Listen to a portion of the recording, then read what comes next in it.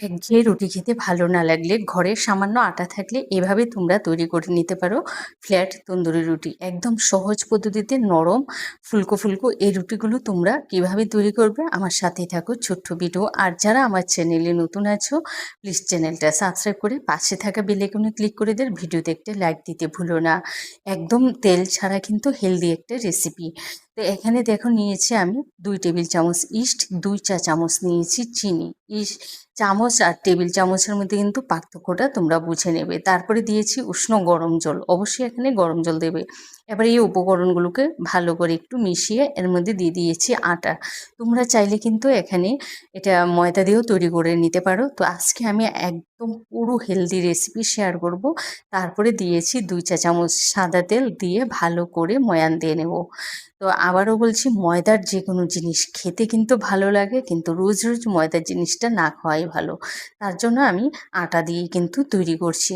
তো দেখো অল্প অল্প জল দিয়ে মেখে নিচ্ছি। তো যখন আবার জলের দরকার হচ্ছে আমি অল্প অল্প করে জল দিচ্ছি।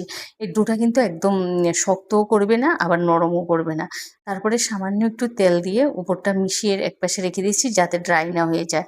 3 চা চামচ নিয়েছি সাদা তেল, তারপরে 2 চা চামচ নিয়েছি এখানে তোমার ময়দা। এগুলোকে একটা মিক্সার করে একপাশে রেখে দেব। তো দেখো তেল আর ময়দার মিক্সারটা কিন্তু পারফেক্টভাবে তৈরি হয়ে গেছে। একপাশে রেখে ওই যে ময়দাটা মেখে রেখেছি, তো ময়দাটা দেখো একটু ফুলে উঠেছে আর একদম না হালকা হয়ে গেছে ময়দাটা। তা আবারও একটু মেখে নেব। ইস্ট দিয়ে রেস্টে রাখার পর না খুব একটা বেশি মাখবে না। তো মেখে এভাবে দেখো আমি লেচি কেটে নিচ্ছি। লেচিগুলো কেটে নেওয়ার পর আমি এখানে এগুলোকে লেচিগুলোকে একপাশে রেখে ঢেকে রাখবো। এগুলো কিন্তু ঢেকে ঢেকে রাখতে হবে। তারপরে একটা লেচি নিয়ে এমন গোল করে রুটি বেলে নিয়েছি। এটা গোল না হলেও হবে, কারণ এটা আবার কিন্তু ফোল্ড করা হবে। তারপরে ওই যে ময়দা আর তেলের যে পেস্টটা করে রেখেছি সেটা দিয়ে তারপরে দেখো এভাবে 4 ভাঁজ করে দিয়েছি। ভাঁজ করে দেওয়ার পর আবারও এটা দিয়ে একটা পরোটার মতো আমি বেলে নিচ্ছি। তো তোমরা তোমাদের পছন্দ শেপ দিয়ে কিন্তু বেলে নেবে। হাত দিয়ে একটু চেপে দিয়ে তারপরে একটু চৌকো করে আমি বেলে নিচ্ছি। তো এভাবে কিন্তু আমি পরোটাটা বেলে নিয়েছি। এটা না একটু বড় করে আমি তৈরি করেছি, যেহেতু এটা তোমার আমি করেছি নান ব্রেড। তোমরা দেখতেই পাচ্ছ ফুলে ফুলে উঠেছে। এটা কিন্তু অনেকটাই ফুলে ফুলে উঠেছে আর কতটা নরম কিন্তু দেখেই বোঝা যাচ্ছে। রুটিটা যখন সেঁকবে দেখবে একটু সময় নিয়ে একদম ফুলে ফুলে উঠবে। আর আমি কিন্তু কোনো তেল ব্যবহার করিনি, তোমরা চাইলে কিন্তু তেলও ব্যবহার করতে পারো। একদম সফট হয়।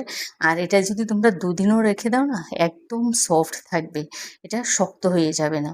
তো এভাবে দেখো একে একে কিন্তু আমি সমস্তগুলো তৈরি করে নেব। তো আমি এভাবে 5 থেকে 6টা পরোটা তৈরি করে নিয়েছি। এবার আবার সেই একই পদ্ধতিতে রুটি বেলে তার মধ্যে ওই যে ময়দা তেলের মিশ্রণটা দিয়ে আবারও 4টে ফোল্ড করে তারপরে আবারও বেলে নিচ্ছি কিন্তু আমি।